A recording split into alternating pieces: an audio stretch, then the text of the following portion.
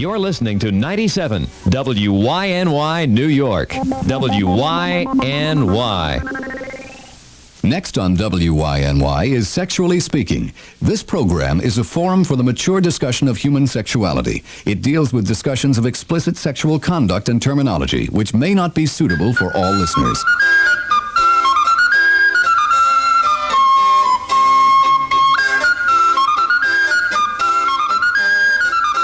Good evening. This is Dr. Ruth Westheimer, right here, 97 WYNY FM radio. The program is Sexually Speaking, and our telephone number is 212-955-9797. Our address is 30 Rockefeller Plaza. I first would like to read a letter to you, written to me on March 14th, and by L.S., and I'm going to try to give some answers. LS, I'm very sorry you didn't get through on the telephone. We'll try to do these things better, but since all 10 lines are constantly buzzing, we are really sorry. But let me try to answer your question. I'm very happy that you are enjoying the show. And let me read what you are saying so that our listeners can listen to my answer. I'm having a terrific sexual relationship with a man.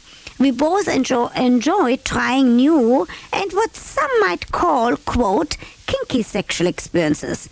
My problem, which may sound somewhat stupid, is that we are having difficulty in finding or thinking up new things to try.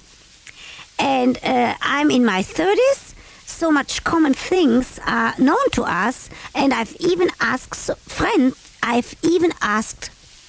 for ideas. They are as stumped as I, and a few are awaiting your answer as eagerly as I. Even if you could refer me to some books on the subject, it would be most helpful. And that is by L.S. Let me tell you that one of the things that I might suggest for sexual enrichment, I'm sure that you do have the book by Dr. Alex Comfort, The Joy of Sex. And since you are looking for some new experiences, one of the things that I might suggest is Nancy Friday's books. One is My Secret Garden, the other one is Forbidden Flowers, and the third one is Men in Love. What Nancy Friday did in these books, she collected sexual fantasies. In the first two books, My Secret Garden and Forbidden Flowers, she collected women's fantasies. And what she did was just to collect them and have a few comments about them. In the other book, Men in Love, she collected men's fantasies. What you could do with your boyfriend, and you can share this information with your other friends, is to just see which of those fantasies you would like and try them out. And then the other suggestion that I might have is use the fantasies as a springboard, but then continue and develop some of your own. Please do write to me and let me know if this was helpful. I'm very sorry you didn't get through the other day when you called. I have another letter that I would like to read. Dear Dr. Ruth, I am a 20-year-old female who just last year began to have sex with my boyfriend. I had never had sex with any other man, and yet, when I had sex with him for the first time, he didn't believe that I was a virgin because I didn't bleed. Every so often, my boyfriend still mentions this to me, and when he says that I wasn't a virgin, it hurts because I know that I haven't slept with anyone else. I have considered going to bed with someone else just to prove something to myself, but I don't have enough nerve to do so. I love my boyfriend, and it is very hard to make him believe something because he is very stubborn, and he is also from the other side. What can I do to prove to him that I was a virgin? There's just one more thing. I don't use contraceptives and my boyfriend can't take it anymore. Any suggestions? Yours truly, DG. Number one, DG, let me tell you an important fact.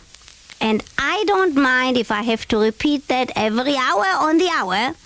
I would like you to use a contraceptive unless you want to become pregnant. And I can't understand how somebody who writes a letter like this and who sounds intelligent is engaging in sexual activity without contraception. And especially since contraceptives are available, and since you are 20 years old, and since you do listen to us right here, Sexually Speaking, on 97 WYNY FM radio, please do use a contraception. Do make an appointment tomorrow morning with Planned Parenthood or any clinic and choose a contraception. Now to your other point. Some women, even if they have never had sexual intercourse, do not bleed because somehow the hymen is stretched through sports or through other activities. And I am a little bit sad because if that boyfriend of yours still mentions it and still doesn't believe you, then I have some questions about your relationship. Instead of next time having a sexual encounter, what I would do if I were you is to first have a talk with him and tell him, look, either you believe me or find somebody else. I would like very much to hear from you, DG. Thank you so much for writing. This is Dr. Ruth Westheimer. We are here on Sexually Speaking, 97 WYNY. Our telephone number is, because I'm getting so many letters that I really feel an obligation to get to some of them. Dear Dr. Ruth Westheimer, I'm 22 years old and my husband is 23. We have been married about 11 months. In those 11 months, I think we have made love only about 20 times. We have not made love in 3, maybe 4 months. My husband does not seem interested in the whole idea. When I questioned him, he made several attempts. But what happened was he lost his erections before he even entered me. I don't know what is wrong. I have tried putting on my sexiest nightie and many other things to get him interested, but to no avail. I feel very disappointed in myself. I feel that as a woman, I should be able to excite my husband without hesitation. He claims his trouble is because he has gained weight. After I begged him for a month, he finally went on a diet. He has lost weight and is starting to feel good about himself again. But still all we do in bed is sleep. What do you think could be our problem? Respectfully, DC. May I add that our marriage is fine otherwise. We are very happy together, except with this hanging over our heads. First of all, I would like to tell you, DC, that you cannot blame yourself. This is something that you really need help for the two of you.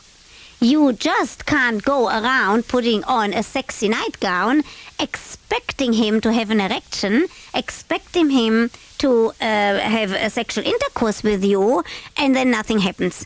What I would suggest to you is to immediately make an appointment at a clinic that has a homosexual program, either New York Hospital or Mount Sinai, or what is nearer maybe to where you live is Downstate Medical Center. And if you can't find a place there, do let me know and I'm going to suggest some places for you or will send you some names. But don't go on blaming yourself for something that certainly has deeper roots, and there must be something that is the matter, but help is available. Dr. Helen Singer-Kaplan at New York Hospital in the Human Sexuality Program. We are here on Sexually Speaking, 97 WYNY FM radio. Our telephone number is call. Yes, you are on the air. Yes, good evening, Dr. Ruth. Good evening. I wanted to ask you a question. It's a little problem we have. I've been married for about 17 years. Yes. And it seems that my wife works, she works part-time. Yep. And on Tuesday nights, she comes home, and I don't know, it's always Tuesday night she wants to have sex with me. And sometimes I can't get myself up to have it. Uh-huh. And I feel that, I don't know, I let her down sometimes. Right. Let me ask you, is it very rigidly on Tuesday nights? It's mostly on Tuesdays because she works, and I guess she's all perked up, and I'm come home from work, and I'm tired, and want to go to sleep. And Okay. I let me give you a suggestion, and you'll try that, okay? Right. What I would try if I were you is on those nights that you don't feel to engage in sexual activity with your wife, but you also don't want to disappoint her and leave her very sexually aroused. Yes. Why don't you try, and tell her that I suggested that, why don't you try just to give her an orgasm manually? Are the two of you engaging in oral sex? Yeah. You do? Then why don't you just give her an orgasm anyway with any position that you would like, but do explain to her that you do love her, that you are very eager to please her, but that sometimes you just don't feel like having an erection. You see, that's something that very often people think that a sexual encounter always has to be an erection and intercourse. Do you think that she might accept a different position? I think so, Dr. Ruth. Would you try it and let us know? I will try it. And also, a friend of mine recommended me to listen to and call you. Yes. This is Joe from Penny's. He's a very nice friend of mine. Thank you. He told me to call. Thank you. Thank you for calling. Thank you, Dr. Ruth. Good luck. Good night now. Good night. This is Dr. Ruth Westheimer. We are on 97 WYNY FM radio. And I would like to tell you that this program... Good evening, you are on the air. Dr. Ruth? Yes? Yes, my name is Andy from Fort Lee. Yes, only first names, okay? Yes, of course. Yeah. Dr. Ruth, first of all, I want to say I love your program, and I think you're fantastic. Thank you, Andy. Dr. Ruth, during sexual intercourse with my wife, and also during oral sex, my wife tends to pass gas constantly. Yes. When she has her orgasm. Yes. First of all, is there something medically wrong with her? You see, that's Andy? Number one, and number two, I'm embarrassed to tell her, but it's terrible. It really turns me off, and it just smells up the whole bedroom. Yeah, I understand that. Andy, I tell you something. Yes. I have heard, if there's something medically the matter, I cannot answer. I would suggest, but I have heard these questions before. You are not the only one. And there's nothing to be embarrassed about by saying that you don't particularly like it. What I would like to suggest is that your wife goes to an internist. And maybe there might be something in terms of the diet or in terms of bathroom habits that she could change. There is nothing wrong. Just be very careful the way you tell her that. Oh, because I'm afraid of hurting her feelings. Of course. That's why I would say, guess what? I heard the other day on Dr. Ruth Westheimer Sexually Speaking, I heard a man having this problem. Remove it from yourself. Right. Say that you heard it with somebody else. Because you don't want her to be all uptight, and you don't want her to get hurt. On the other hand, you also don't want to get turned off. Okay. So I would definitely suggest that she goes and see an internist because maybe something could be changed. Oh. All right? All right. Thanks a lot, Dr. Ruth. Thank you for calling. Bye-bye, Andy. Bye-bye. Bye-bye. Sexually Speaking, you are on the air. Good evening, Dr. Ruth. My name is Peter from Belleville. Yes. Hi, Peter. Only first names. Okay. I have a problem, premature ejaculation. Yes. And my wife, she gets very aggravated, and I would like to know what to do. Okay. Now, let me tell you something, Peter. I'm going to tell you that there are many, many men who are premature ejaculators, who really ejaculate much faster than they would like to ejaculate. There is help available, and it is in a few sessions, if the relationship is good, the two of you could be helped. Is there any hospital in your area that has a human sexuality program? I have no idea. If you do send me a letter, let me tell you what you also could do, okay? Yes. Instead of worrying about it, try the next time when the two of you get together, let your wife hold your penis, stimulate your penis until you have an erection. Concentrate on the sensation in your penis before, there is a premonitory sensation. That is the moment before ejaculation. What you have to try to see is if you can recognize this premonitory sensation and tell your wife to stop stimulating your penis, let the erection go down a little bit, and let her do that like 3 times. And on the 4th time, you can ejaculate. Okay. If that doesn't work, because sometimes it does need a therapist or a counselor to really make the exact suggestions and adaptations, then send me a letter and I'm going to find a clinic or a place near where you live. All right? Okay. You thank don't very much. have, Peter? Yes? You don't have, this is an affliction that many men have. And you don't have to go through life being a premature ejaculator.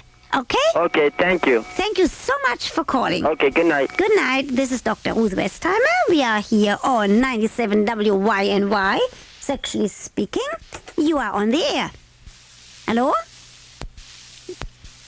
You are on the air. Yes, hello. Hello. Hi, I'm Nancy from Levittown. Yes, hi Nancy. Hi. I'd like to know if it's possible if a woman can get pregnant while having intercourse during her menstrual cycle when not using contraception.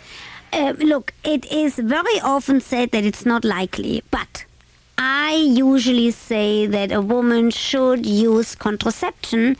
You know why? Because we don't know how long the spermatozoa lives. And especially during menstruation, for those people who are sexually active during menstruation, to use a diaphragm is very advisable because this way also it is not messy.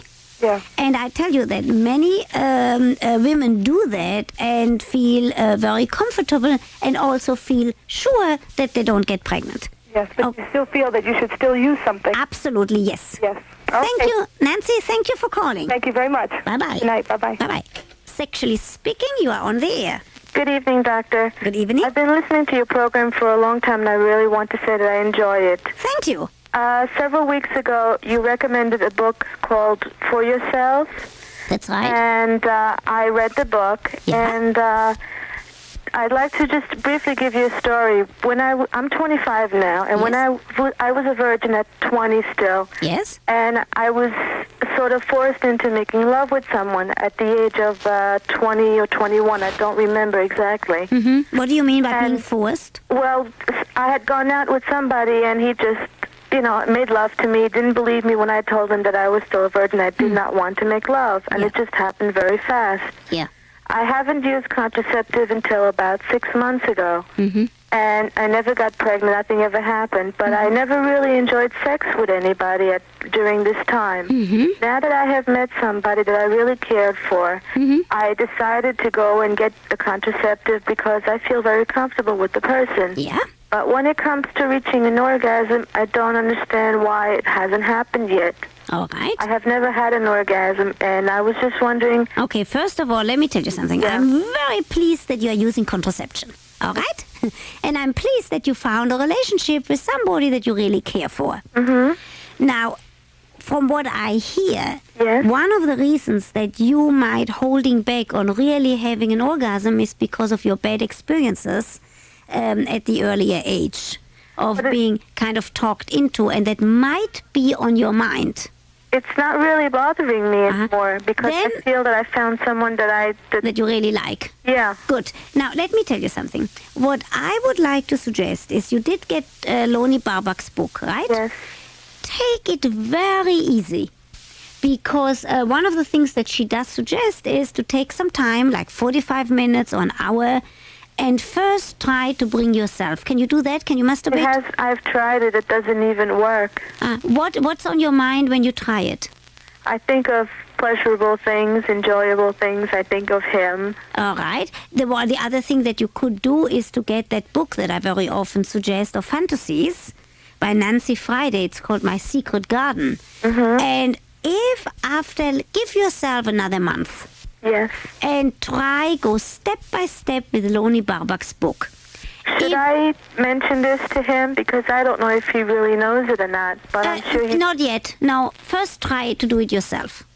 Because until you have learned to do it yourself, he really can't be of any help. So I wouldn't suggest anything with him yet. Cement the relationship. Be happy that you have somebody that you love. But don't mention anything. First go with Lonnie Barbach's book. Yes. And do it very slowly. Give yourself a month. If after a month nothing has happened, do get in touch with me. Write to me here at the station or try to call me. And if you can't get through, write to me. And then let's take it from there. Yes. First, put on your mind a lot of pleasurable thoughts. Yes. And maybe even read some fantasies. And take Lonnie Barbach's book and do it very slowly. But forget about telling your boyfriend. First, try to do it yourself so that you know what an orgasm feels like. And also, you know why? Why? So that you later on can teach him how to pleasure you. Because as long as you don't know how to come to orgasm, it's going to be difficult for him.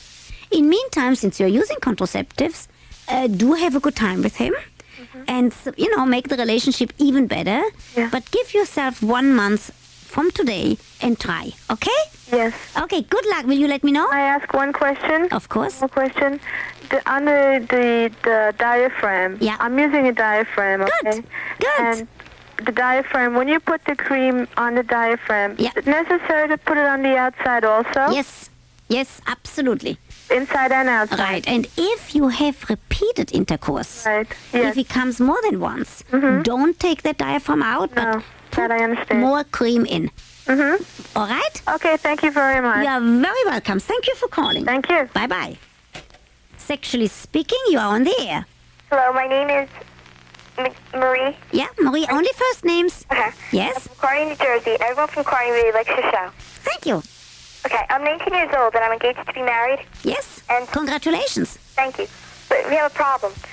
My What's the mother is divorced, and my boyfriend's father is divorced, and we just found out we're brother and sister, and we don't know what to do. Oh, dear. You better go and talk to somebody in genetic counseling, all right? That's not a question that I can answer. You certainly do have a problem, but you have to go and talk to a counselor. Ask your mother whom you could talk to, okay? Thank you for calling. Okay. Bye-bye. Sexually speaking, you're on the air. Hi, Dr. Ruth. Yes? How you doing?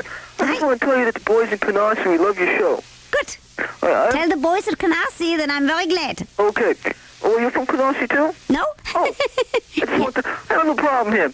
I've been going out with my girlfriend for 3 years now. You know, Yes. we get along pretty well. Yes? But her best friend has been calling me and inviting me over to her house. You know, without my girlfriend knowing, of course. What should I do? Not to go. Not to go? Absolutely not. If you want to keep the relationship with your girlfriend, Well, of course. then I would say that your girlfriend's friend is a lousy friend to have. She's the worst. But what should I don't want to hurt her feelings. Yes, you should hurt her feelings. You know what you should tell her? What's that? You should tell her that it's just a very, very nasty thing to do. Well, Because if she's really your girlfriend's friend, then she should... friend yet. Best friend, Yes. then she should keep her hands off you. And you should tell her, don't worry about hurting her feelings, because she's not worried about hurting your girlfriend's feelings. Well, should I tell my girlfriend that? No, Nothing. nothing. You've been a great help, Ruth. Thank you so much. Thank you for calling. Okay. Bye-bye. Bye-bye. Bye-bye. Sexually speaking, you are on the air. Hi, Ruth. Hello there. Hi, my name is Sandy, and I'm 18 years old. Yes? Every weekend, my boyfriend and I go to these orgies. And the problem is, I never get an orgasm from him. Okay. Other women involved do. All right, let me tell you something. The first thing to do is to get that book that I just talked about a little while ago. Did you hear me? Yes. By Lonnie Barbach. And first try without the help of the entire group, or without the help of your boyfriend. It happens also in private sex also. Okay, then what you have to do first is to learn how to give yourself an orgasm. Then you call me back and I'll teach you how to tell your boyfriend to give you an orgasm, okay? Yes. And for that time, I would first try it by yourself, okay? But is this my fault, or is it... It's nobody's fault. There are 30%, listen to me very carefully. There are 30% of American women who do not have an orgasm during intercourse. And another 30% who don't have an orgasm altogether and who really have to learn it first. But can I tell you something? In the beginning, when we were going out, we were very sexually attracted to each other, and I did have a couple of orgasms. We were going out for 8 months already. Okay, maybe you are holding back for whatever reason, which is difficult for me to, to find out over the air. But if you know how to have an orgasm, and if you did have it with him, then just try to do that, to first try to get back into the swing of things, and then worry about having it with him. All right? Okay, thank you very much. Thank you, Dr. Ruth. This is Dr. Ruth Westheimer, sexually speaking on 97 WYNY. I would like to remind you, yes, sexually speaking, you are on the air. Hi, this is Lisa from Garfield. Hi, Lisa. Hi, how are you? I'm very fine. How are you tonight? Well, I have a problem. Yeah. Really, I'm 19 years old, Yes. and I was having problems with my boyfriend, and he went with someone else. Mm-hmm. So I thought that I would get back at him by going with someone else. Right. You mean just to hurt him? Yeah. Yes. So I started having sex with this man, Mm. and I changed my mind. Mm-hmm. The man didn't come or anything, okay? You changed your mind during sex? Yeah. Mm-hmm. And he didn't come or anything. Okay. And I told my boyfriend because I felt very guilty. I speak into the telephone. You told your boyfriend because? I felt guilty. Yes. Okay, and my boyfriend said, well, you're probably pregnant anyway, so I'm going to, so he went ahead and had sex with me about 7 times. With you? Yeah. Without contraception? Yeah. And this man that I was with, I didn't even give him a chance. Right. Wait. First of all, so now, are you pregnant? Well, I did get pregnant. What? I got pregnant. You got pregnant? Yes. Did you call did you tell your parents? Yeah, I had an abortion. Okay. Okay, and my boyfriend, I begged him to go with me, and he said no, that I deserved it. Oh, that's terrible. Okay, now, I know this was my boyfriend that did this to me. Mm-hmm. And now, this happened 6 months ago. Mm-hmm. And when I have sex with him now, I'm turned off, and it really hurts me. Of course. I tell you what I would tell you. That I think that you have to go and speak to a counselor. You know why? Because I can't, I'm not sure from what you're telling me if you really want to have a continuous relationship with that boyfriend or not. I do, you see, but I just want him to know how I feel about this. Yeah, but did you try to tell him? Yes, and he just said, well, maybe it was probably me.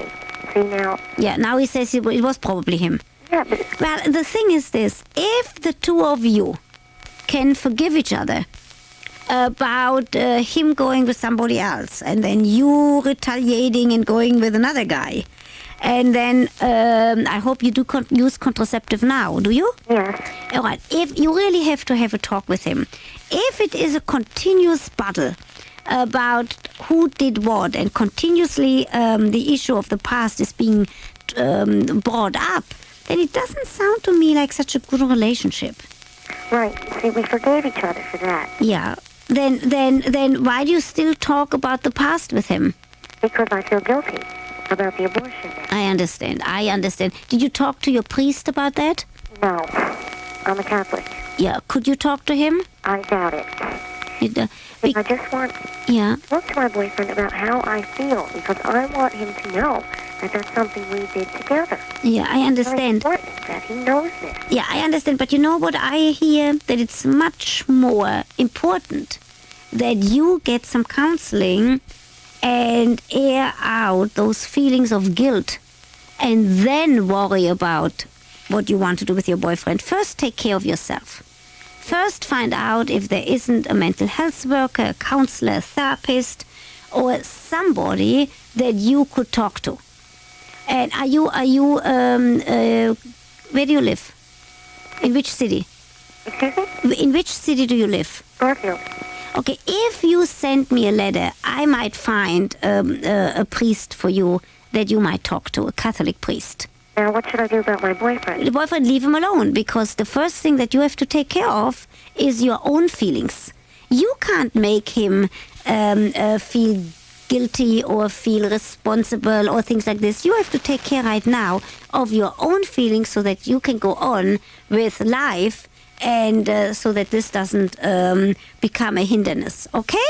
Okay. Thank you so much for calling. Okay, bye-bye. Sexually speaking, you are on the air. Yes, Dr. Ruth. Yes? Hi, this is Michael. Hi, Michael. Hi, I live in Midtown Manhattan. All right. I'm an affluent executive, and I love your program. Thank you. Okay, how you doing? I'm very well. Do you have a question? Yes, I do. I've been, Dr. Ruth, I've been married twice. Yeah. And I have trouble keeping a girlfriend. I swear I have trouble getting an erection. It seems like my girlfriend sort of get mad at me, and I can't keep them that long, but okay. The only time I can get an erection is when I'm performing analingus on them. Okay, let me tell you something. I would, since this happens often, and I hear a concern about erectile capability, and since you do live in Midtown Manhattan, why don't you make an appointment at the clinic at New York Hospital, Human Sexuality Program, or at Mount Sinai? That's not something that is easily discussed or made a suggestion over the air. But don't let it slide. You don't have to live with this kind of worry. Will I have an erection or will I not have an erection? Because that's not good for you. Do you think I just get too uptight, or...? Maybe, but what I would do is, I definitely, if I were you, I would make an appointment at a clinic or send me a letter and I suggest 3 psychosexual therapists for you, because it might be that you're just worried, and the more you worry about will I have an erection or not, but there might be some other things. There might be some issues of you are wanting one particular position and not being able to have an erection in any other position. Do make an appointment, okay? Okay, thanks. If not, send me a letter and I'll give you names. Oh, thank you. You are very welcome. Okay, I swear. Bye-bye. Bye-bye. Sexually speaking, you are on the air. Hello? Dr. Ruth? Yes? My name is Joe, and I'm from Bayonne. Yes, hi, Joe. Good. I listen to your show every Sunday, and I think it's great. Thank you. It's just terrific. Thank you. I really appreciate your show a lot. Listen, Dr. Ruth, the problem I'm having, my girlfriend and I, we were having sex. She went to a clergyman, and he told her not to use contraceptives. So, not using them, and we're fighting all of the time at this point. Is she Catholic? Yes. Yeah, and I really want to stay with her. But let me ask you a question. Yes, Doctor. Did the priest knows that she's sexually active? Yes. And told her not to use contraceptives? Well, he told her not to be sexually active and not to use... All right. Yeah, he told her not to be sexually active. Right. And what does she think about that? Well, she's in conflict over it. She's in conflict over it, and at this point, she just, she doesn't know what to do. Yeah. Right? And this is where we're fighting all of the time. Fighting is not going to help it, because fighting is not going to be conducive to good sexual functioning. But what I would say is, if she has trust and believes in what the priest told her, then maybe you and her have to have a talk of maybe getting married. You see, if she listens and believes in what the priest says, fighting is not going to be any good. Because if she really wants to abstain and wants to wait until she's married, you really have to have a talk about that. Yeah. You see, you can't make her change her mind like that. Yeah. Because that's really what she listens to. So what I would do is that you and her sit down together over a cup of coffee or a glass of wine. Not fighting, just very calmly have a good talk. Okay? Doctor, one other thing. You have talked to her about marriage. Yeah. And she doesn't want to get married now. So this is where I don't know what to do. I understand. Then do talk with her about, since she doesn't want to get married, ask her if you and her could go to the priest. by just explaining that you really would like to get married. And air it out with the priest, because maybe there are some small obstacles that she would like to talk about. That's what I would do. Will you let me know? Yes. Thank you so much for calling. Thank you, Doctor. Bye-bye. Bye now. This is Dr. Ruth Westheimer. We are here on 97 WYNY FM radio. Howard, you are on the air. Thank you very much. Hello? Yes. Hello? Yeah? Yeah, my name is Danny. Yes, Danny? From Staten Island. Yes? And I have a problem here. All right. My girlfriend, she has an uncontrollable sense of laughter. She becomes highly sensitive to the touch when she reaches orgasm. I'd like to know if there's some physical or psychological reason for this, or there's something wrong with me. No, there's nothing wrong with you. She laughs when is she ticklish? Or does she laugh during orgasm? Right after our orgasm, right as soon as she reaches orgasm. You know what you should try? First of all, there's nothing wrong with that. I hear that very often. And what you could do is just laugh with her. Laugh with her? Absolutely. Try that. Next time she laughs, you just laugh with her. I see. Because if you laugh with her, you don't have so much time to think about her laughing, and it might be very enjoyable, two people laughing with each other. Okay. Okay? Thank you very much. I'll try that. Thank you for calling. Okay. This is Dr. Ruth Westheimer. We are here on Sexually Speaking, 97 WYNY. Please let me tell you that some of our language, some of the concerns here, fewer audiences. You are on the air. Hello, Doctor. I enjoy your show a lot. Thank you. I was married before. Yes. When I was like around 18. Yes. After I was only married for a year or so. Yes. Then I got divorced. Yes. After that, I had other sexual contact with men, but even including my husband, I was never able to reach an orgasm without touching myself during sexual contact. Yeah. Like around a year ago, I start seeing a woman. And with this woman, the friction, anything, this woman is able to bring me more of an arousement, and I come more easily. I would like to know, is this meaning more inclined of a homosexuality in me? Well, I tell you something, not necessarily, because I do hear that you also do enjoy contact and sexual activity with men. But I can't come.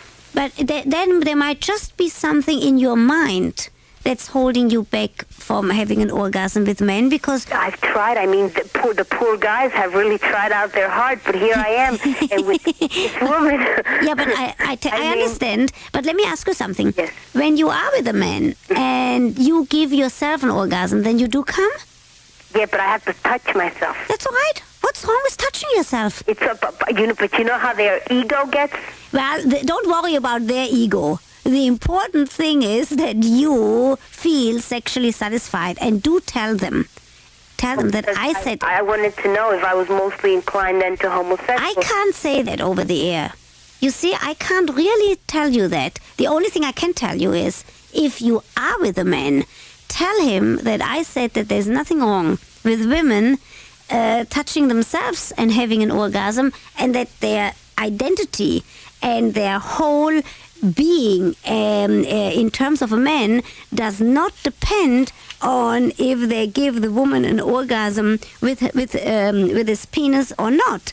It does depend much more on the relationship, on trust, on how you feel with them, on love, on all of the other things.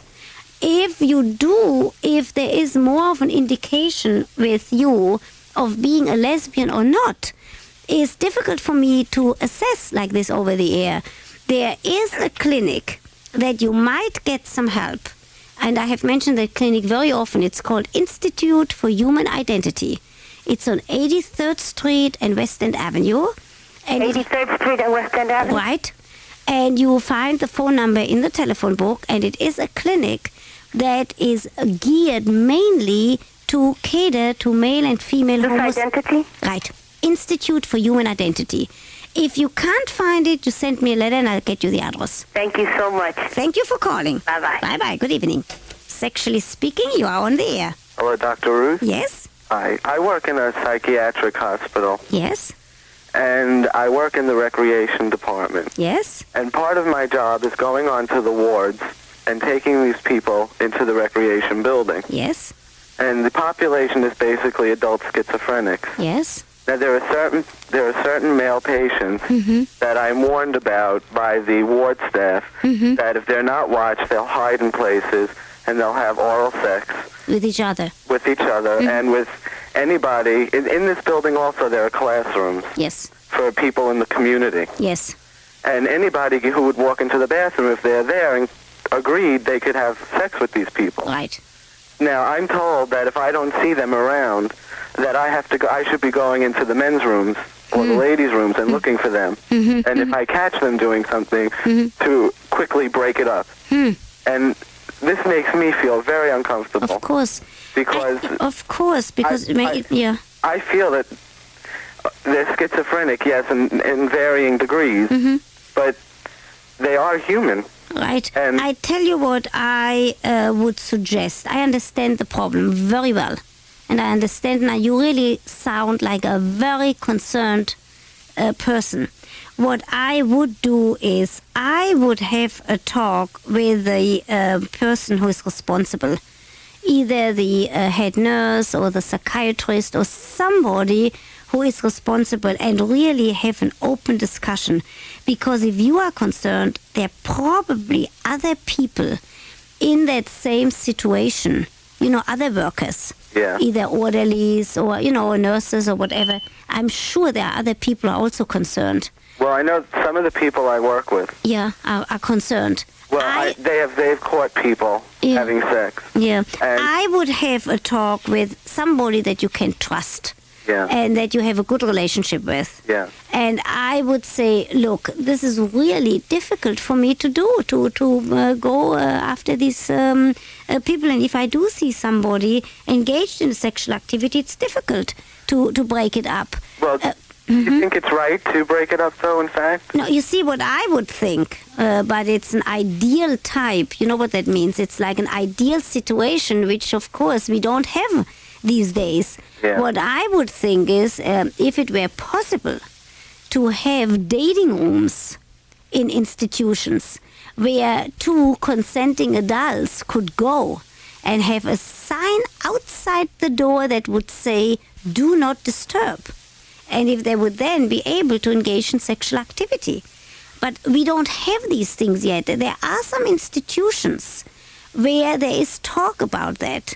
You see, because this way they wouldn't take people like you and have to tell them, you must find these people in corners. Well, see, and also part of what bothers me is that in what I'm doing, I develop a very good rapport with these patients. Of course, and they trust you. Exactly. Yes. They trust me implicitly. Right. And they know I'm a very good friend. And if I'm put in that position, you're right. They can't trust me. Exactly. And then you are in a position like a policeman. Right. And what I would do is, don't just let it slide, because you really sound like a terrific guy. Make sure that there is some discussion, maybe a seminar. Yeah. And maybe you ought to suggest what I just said of a dating room with a sign, "Do not disturb." Yeah. But you probably will have to talk to some of the people, in the higher regions of, of that administration. Yeah. And if you need some additional help, please get in touch with me. Write to me and I will try to help you. Okay. Okay? Yes. Thank you for calling. Thank you very much. Bye-bye. Bye. Bye-bye. Sexually speaking, you are on the air. Hello, Dr. Ruth. Yes, hello. This is Paul from Greenpoint. Yes, hi, Paul. Right. My problem is, me and my wife, when we get together, and I seem like I could keep an erection on for hours at a time where I can't reach a climax. Okay. That is called something that is called retarded ejaculation. That is not something that I can help you over the air, but you go and make an appointment at a clinic. If you need the name of a clinic or of a therapist, send me a letter. I will send you the names. Because you don't have to... can you afterwards ejaculate when you masturbate? Excuse me? After you are not having intercourse with your wife, when you yourself masturbate, can you ejaculate? Yes. You can. Yes. Look, there is help available. Don't suffer, but do make an appointment at a clinic or send me a letter and I'll send you names. Okay? You call that, what did you say, it's mentally? It might be a sexual dysfunction, but there's help available. All right? Yeah. So don't suffer in silence, but go and get help or send me a letter to Dr. Ruth Westheimer, Sexually Speaking, WYNY. Thank you for calling. Bye-bye. Sexually Speaking, you are on the air. Good evening, Dr. Ruth. How are you? I'm fine. How are you? I'm great. You have a question? Yeah, my name is Steve, and I'd like to say that everyone here in Westport enjoys your show. Thank you. Okay, now I have a problem. I'm 27 years old and I'm married. Yes. And my wife isn't really into oral sex. I'd like to have oral sex with her, but we have tried everything. We've used whipped cream, peanut butter, anything that she likes, and she doesn't like it. Yeah. Okay. Let me ask you.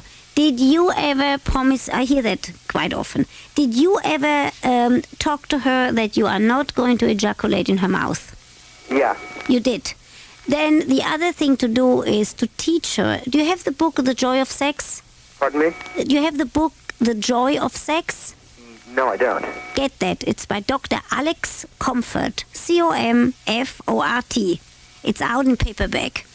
Because one of the things that book describes is that oral sex, that you actually, you can teach a woman that she doesn't have to take the penis into her mouth, because very many women feel as if they couldn't breathe.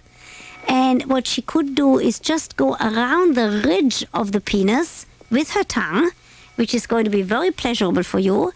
She can hold the penis in her hand and make, some movements like you do when you do masturbate, and bring you to some height of excitement like this. And then what she could do is have some tissue paper right next to her, and when you do ejaculate, put some tissue paper, ejaculate into the tissue paper or into a little towel.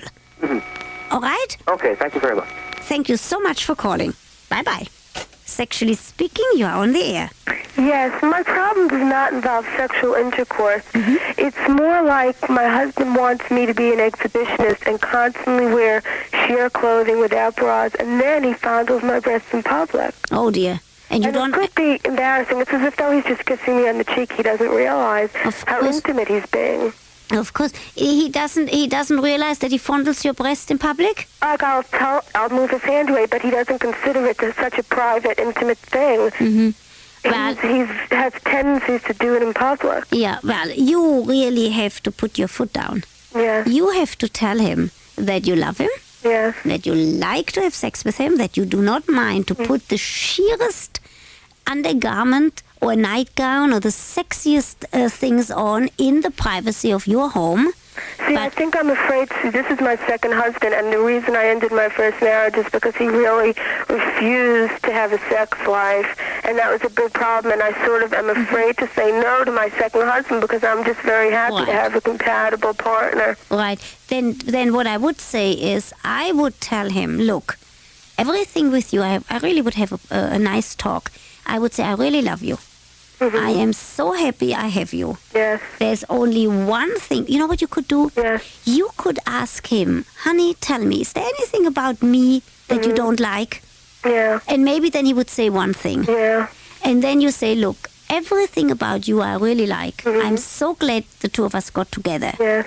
There's only one thing I just don't like, and that is when you do touch me in public. I get very embarrassed, and tell him nicely. Tell him it turns me off. Yeah. And then tell him this. The problem is it does turn me on, but I realize it's embarrassing. I understand, but tell him this. Tell him anytime you touch me, it turns me on, but do something else. Tell him whenever you feel like touching me in public, give me a sign. Some kind of a sign with a hand or a wink with the eye. Yeah. And when I see that, tell him, when I see that, then I know it's a secret between you and me. Right. And it's as if you are touching me in public. Will you try that? Yes, that's a wonderful idea. Okay. Thank you, Dr. Ruth. You are very welcome. Good Try night. it and let us know how it's working, okay? Thank you, I will. Bye-bye. Sexually Speaking, you are on the air. Hello, Dr. Ruth. Yes? Hey, my name is Sam, and I am 22 years of age. And I met a girl almost 40 days ago at a party, and I had intercourse with her. Right away at the party? No, she tells me, and she's pregnant now. All right. The first thing to do is to call tomorrow Planned Parenthood of New York City and go with your girlfriend for an appointment. That's the first thing. No problem. But let me tell you something else. I hope that you're not going to have sex again with anybody without contraception. But no, let me tell you the problem. Yeah? She wants to keep the baby. Yeah. How old is she? Excuse me? How old is she? 19. Do you want to marry her? I don't think so. Does she know that you don't want to marry her? Yes. Then I would still go with her to a counselor. Because I can't decide over the air if somebody ought to keep a baby or not keep a baby. Or whatever should be done with that baby. Do her parents know? No. Did she talk to her parents? No, I told her not to do it. Not to talk to her parents? No. All right, then what I would do if I were you is go with her tomorrow morning to Planned Parenthood. Okay? Okay, thank you. Even if she wants to keep that baby, fine, but have somebody in the picture who can give you people some advice. All right? She wants to keep the baby because she thinks she loves me. I understand that. I hear that very clearly. Do go and get some counseling, okay? Okay, thank you very much. You're very welcome. Bye-bye. Bye. Sexually speaking, you are on the air. Good evening, Doctor. Good evening. My name is Barbara, and I'm from Barnegat, New Jersey. Yes? I recently read an article in a magazine that stated after a hysterectomy, upon the removal of the uterus and the ovaries, that sexual gratification is not as rewarding as prior to surgery. Do you have anything to say on that? Well, the one important thing that I would like to say is, if a woman has had a hysterectomy and the ovaries are removed, there might be less lubrication in terms of the hormonal balance, but upon taking hormonal... but I would like to say to you that I know plenty of people who after hysterectomies have a great sex life, and it only depends on what is on people's mind. The one thing I would do if I were you is I would have an open discussion with a gynecologist. Do you have a gynecologist? Oh, yes. I've been reading a lot of material about it. I have talked in detail with my gynecologist as well as friends. Right. What does the gynecologist say? Does he agree with that article? Because I do not agree with that article. Would you like to know what it was published in? Of course. Ms. Magazine. News Magazine? Ms. M-I-S. Yeah. Would you do me a favor? Yes. Would you send me a copy to Dr. Ruth Westheimer, 30 Rockefeller Plaza? Yes, I will. She has very good bibliography here, you know. Excellent. You really would educate me, sexually speaking, if you would send me that article, all right? All right. In meantime, I would like to tell you that I know plenty of women who after hysterectomy have a great, great sex life. But I would like to read that article and then also write me your others with it, and I will get in touch with you. All right. Okay? Thank you very much. You are very welcome. Bye-bye. Bye-bye. Sexually speaking on WYNY 97 FM. You are on the air. Hi, Dr. Ruth. How are you? I'm fine. How are you? Okay. Just a kind of problem I want to talk to you about. I work in this office with this older woman, right, about 36 years old. And she's a really nice woman and all that until our break time when I sit next to her. And she reads these dirty books, right? And after she reads these dirty books, she, like, turns into an animal. I know, it's crazy. She, like, starts to talk dirty. She calls me these crazy names. You know what you do? Yeah. I'll tell you very fast because I have only 1 minute left. Okay. I'll tell you what you do. Don't sit next to her during breaks anymore, all right? I try not, because she calls me these names, Bestia and Loco and... Yeah, I tell you what. Yeah. If she has a need for these things, leave her alone, all right? And just go and sit next to somebody else who talks about the weather, or who talks about skiing, or who talks about all kind of other things, and let this woman read her, quote, books by herself, and so that she doesn't bother you, all right? Okay, Loco, I'm going to miss you. Take care. Okay, let me know how it's working out, all right? Okay. Okay, bye-bye. This is Dr. Ruth Westheimer. We are on Sexually Speaking, WYNY. Our phone number for next week is 955-9797. Right after me comes Roberta Altman on Key Concerns, and she's going to discuss the Holocaust. And later on About Town, Roberta talks to two sports figures who are also artists. They are painters. After that comes Al Angeloro on After Midnight, and he discusses prisons in New York City. And if you leave your dial on 97 WYNY, you will hear Bruce Bradley at 5:30 in the morning. I do want to thank my producer, Susan Brown, very much, and my engineer, David Chin. And I'm going to talk to you again next week at the same time, the same station. Good night.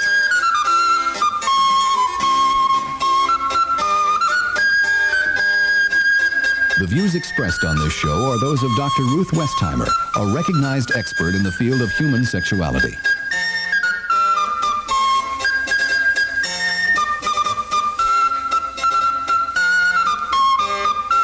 You're listening to 97 WYNY New York. WYNY.